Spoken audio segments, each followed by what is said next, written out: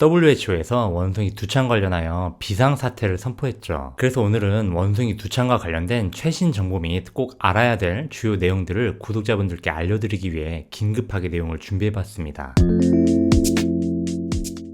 일단 개념부터 정리하고 갈게요. 천연두는 영어로 스몰폭스, 수두는 치킨폭스, 원숭이 두창은 몽키폭스라고 합니다. 언뜻 보면 이 세 개가 다 같은 계열의 병처럼 보이지만 천연두와 원숭이 두창은 같은 계열의 바이러스가 일으키는 질환이 맞고요. 수두는 전혀 다른 계열의 바이러스입니다. 치킨이란 단어가 약함을 뜻하기도 하는데요. 천연두보다 증상이 약하다고 하여 수두에 치킨이란 단어가 붙게 된 것일 뿐 수두는 특별한 관련이 없는 병입니다. 천연두는 치사율이 30%까지 육박하는 매우 위험한 중증 질환이어서 생화학 무기에도 이용되곤 했어요. 다행히 백신이 개발되고 접종이 널리 퍼지게 되면서 1980년대에 이르러 전 세계적으로 천연두 자체가 아예 사라지게 되죠. 그와 동시에 천연두 백신 접종 자체도 중단하게 됐습니다. 그러면서 천연두와 같은 계열의 바이러스인 원숭이 두창 바이러스가 하나둘씩 세상에 나타나기 시작하게 되죠. 사실 원숭이 두창은 1970년대 첫 사례가 보고된 이후로 드물긴 하지만 그때부터 지금까지 지속적으로 발병 사례가 보고되어 온 질환입니다. 그러면 WHO에서 왜 갑자기 원숭이 두창 비상사태를 선포한 것일까요? 원숭이 두창은 바이러스에 감염된 동물이 사람에게만 그 바이러스를 전파시키는 것으로 알려져 왔어요. 그래서 단순히 아프리카 지역의 풍토병으로만 여겨져 왔죠. 그런데 2010년대 후반부터 사람 간의 전염 가능성이 나타나기 시작했습니다. 원숭이 두창에 감염된 환자를 진료하던 의료진이 감염된 사례가 보고되기도 했고, 감염된 어린 딸을 간호하던 어머니가 똑같이 감염된 사례도 보고가 됐죠. 그러나 그 수가 많지는 않았기 때문에 중요한 이슈가 아니었던 거예요. 전 세계적으로 지난 50년간의 확진자의 추이는 다음과 같죠. 그런데 지난 3달간의 확진자 수가 단번에 17,000명에 육박하게 됩니다. 단 3달 동안에 말이죠. 비상사태 선포를 안 할 수가 없겠죠. 지도를 보시면 이 지역 위주로 확진자가 급증하는 게 보이죠. 스페인, 미국, 독일, 영국, 그리고 프랑스에서 압도적으로 높은 편입니다. 원숭이 두창 얼마나 위험할까요? 안타깝게도 데이터들이 정돈되지 않아서 명확하게 평가할 수 없는 상황입니다. 과거에 지역 풍토병으로만 여겨지던 시절에는 치사율이 8%에 육박하는 매우 위험한 질환처럼 보였지만 지역마다 그 위중도의 편차가 너무 심했죠. 그리고 최근에 보고된 2달 동안에 확진된 500여 명 환자들에서는 사망자가 단 한 명도 없던 것으로 나타났습니다. 치사율에 대해서는 좀 더 많은 데이터가 필요할 것으로 보입니다. 동성애자들의 성병일까요? 이 부분에 대해서 내용을 좀 정확히 짚고 넘어갈 필요가 있을 것 같아요. 원숭이 두창은 다음과 같이 다양한 형태로 전염이 됩니다. 그런데 지난 2022년 7월 21일에 NEJ 학술지에 4월부터 6월까지 원숭이 두창에 확진된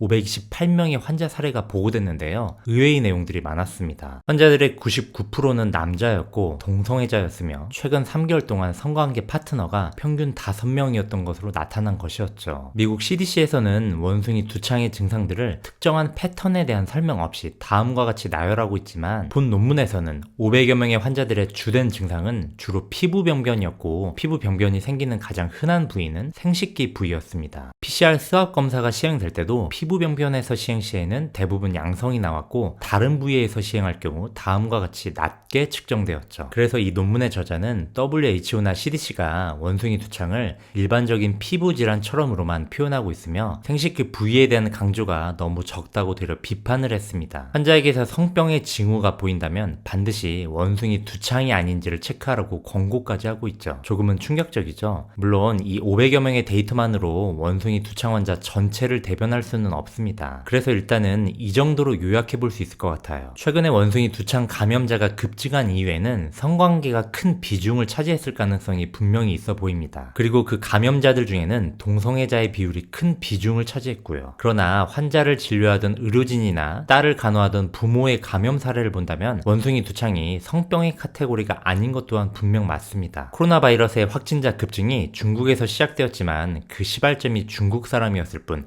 코로나가 중국 사람들만의 질환은 아니었죠. 같은 개념으로 보시면 될 것 같습니다. 원숭이 두창을 동성애자들만의 성병으로 보지 않는 것이 중요한 이유는 동성애자, 이성애자, 양성애자나 누구나 감염될 수 있고 어떠한 경로를 통해서든 감염될 수 있기 때문입니다. 치료는 어떻게 할까요? 공인된 원숭이 두창 치료제는 아직 없습니다. 그래서 원숭이 두창에 걸리면 코로나 감염 때와 마찬가지로 진통제, 해열제, 기침약과 같은 증상과 관련된 치료만이 진행되고요. 중증으로 악화될 고위험군의 경우에만 항바이러스 치료제가 투여됩니다. 아직 공인된 치료제가 없기 때문에 기존의 천연두 바이러스 치료제로 대체 사용되죠. FDA에 승인된 천연두 치료제로 다음에 두 가지가 있는데요. 안타깝게도 원숭이 두창에 걸린 사람에게 투여된 데이터가 거의 없어서 효과를 판단하기에 미흡한 실정입니다. 그나마 투여된 극소수의 일부 사례들을 보면 티폭스가 템백스보다 부작용이 더 적고 효과가 더 뛰어났다는 데이터가 있는데요. 국내에는 아직 티폭스가 도입되지 않았습니다. 전염성은 언제까지 지속될까요? 전염성의 지속 시간을 아는 것은 사실 매우 중요한 이슈이죠. 왜냐하면 확진됐을 때 격리 기간을 결정해야 하는 문제니까요. 그러나 안타깝게도 전염성의 지속 기간이 아직 명확하게 밝혀지진 않았습니다. 일부 환자의 경우 감염된 지 2달이 지난 상태에서도 PCR 양성이 지속 나타난 사례가 있습니다. 그래서 영국 가이드라인의 경우 원숭이 두창에 감염됐다면 최소 2달 이상은 콘돔을 사용해야 한다고 권고하고 있죠. 앞으로 계속해서 쌓여가는 데이터를 기다려봐야 할 것 같습니다.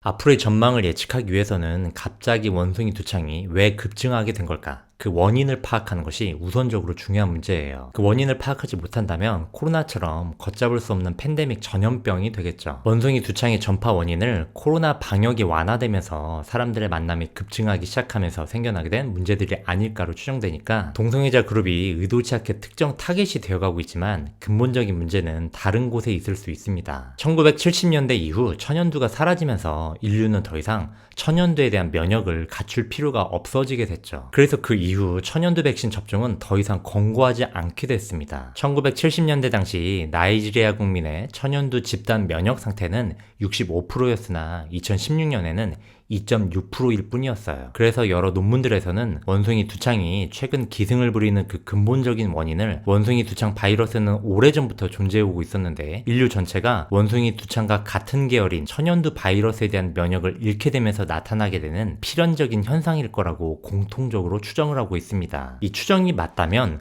원숭이 두창은 앞으로 성관계와는 무관하게 지속적으로 사람 사이에 퍼져나갈 가능성이 높겠죠. 그리고 그렇게 될 조짐이 보인다면 원숭이 두창 백신은 코로나 백신처럼 앞으로 전 인류가 접종해야 할 필수 백신 중에 하나로 자리 잡게 될 가능성이 커지게 될 겁니다. 물론 이 추정이 틀렸으면 하는 바람입니다.